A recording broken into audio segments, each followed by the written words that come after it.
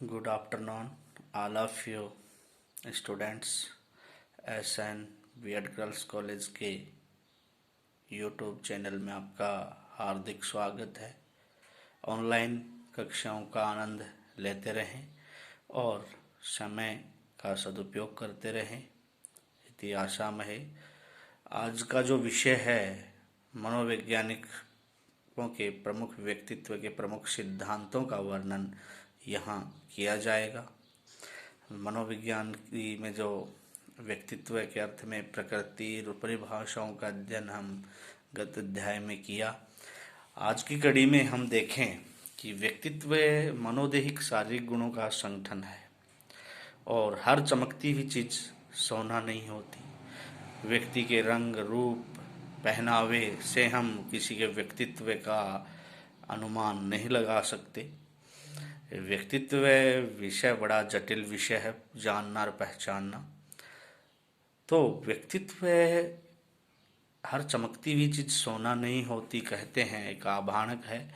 इसी कड़ी में कि जब उसमें बताया गया कि व्यक्तित्व के अंतर्गत भारतीय दृष्टिकोण में श्रीमद् भगवत गीता में 3 प्रकार से वर्गीकरण किया है श्री भगवान श्री कृष्ण ने। उन्होंने कहा व्यक्तित्व सात्विक, राजसी, तामसी।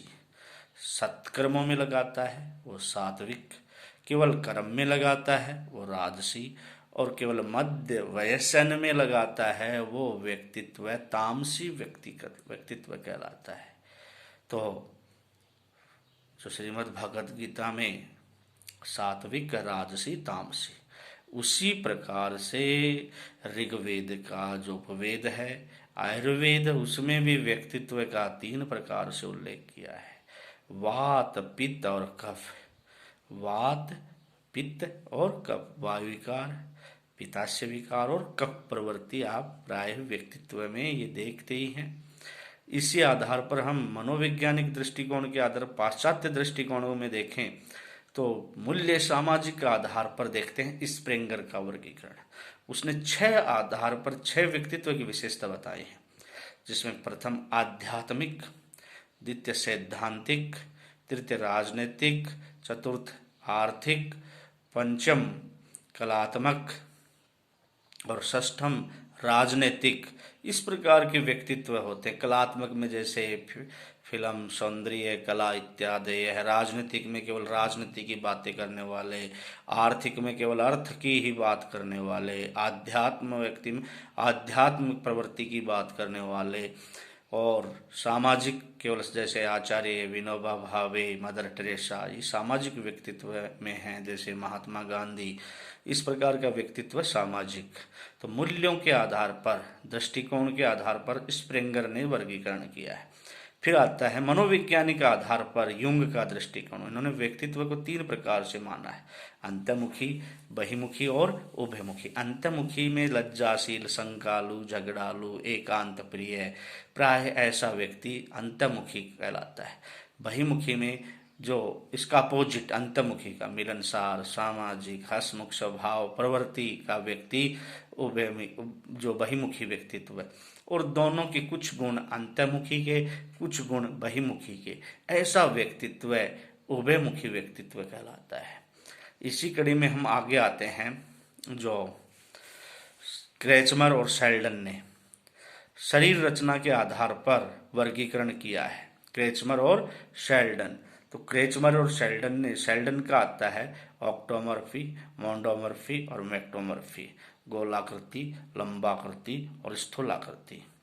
और तो जो गोलाकृति है आलस्य, क्रमण्य, आयताकृति जो हष्ट-पुष्ट होता है, थोड़ा गुस्सेल प्रवृत्ति का होता है, लंबाकृति कृशूल, दुबला, पतला।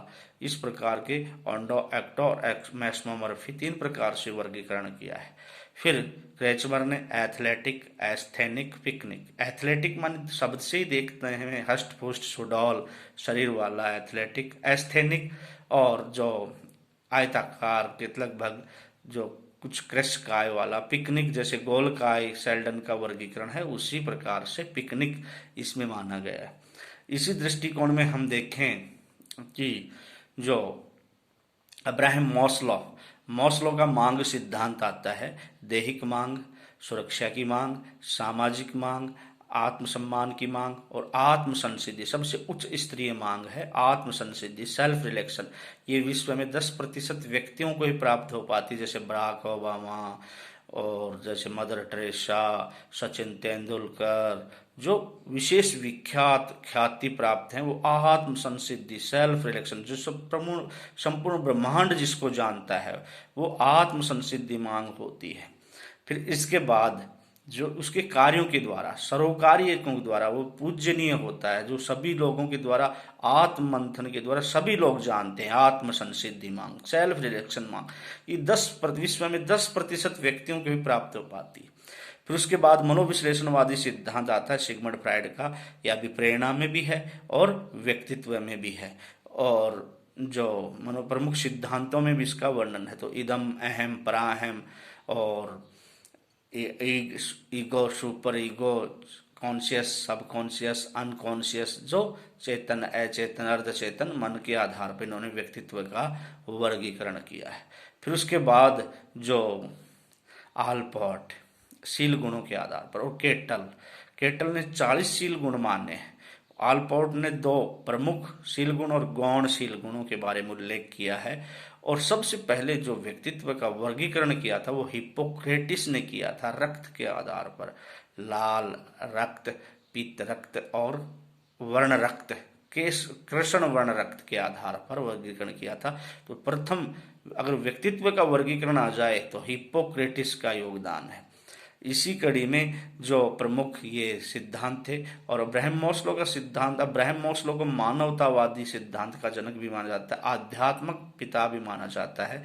तो ये कड़ी में हमने अध्ययन किया प्रमुख मनोवैज्ञानिकों के जो सिद्धांत हैं व्यक्तित्व के, अंतर्मुखी जो जुंग का मनोवैज्ञानिक दृष्टिकोण के आधार पर, स्प्रेंगर का सामाजिक दृष्टिकोण के आधार पर, और यूंग का मनोवैज्ञानिक दृष्टिकोण, जो शेल्डन और क्रेचमर का शारीरिक आधार पर, और कैटल का आलपोर्ट का शील गुणों के आधार पर, और एक मांग सिद्धांत आती। कैटल ने 40 मांगे मानी हैं प्रमुख, और आर बी कैटल जो नाम है, इन्होंने 16वीं प्रश्नावली का भी निर्माण किया था।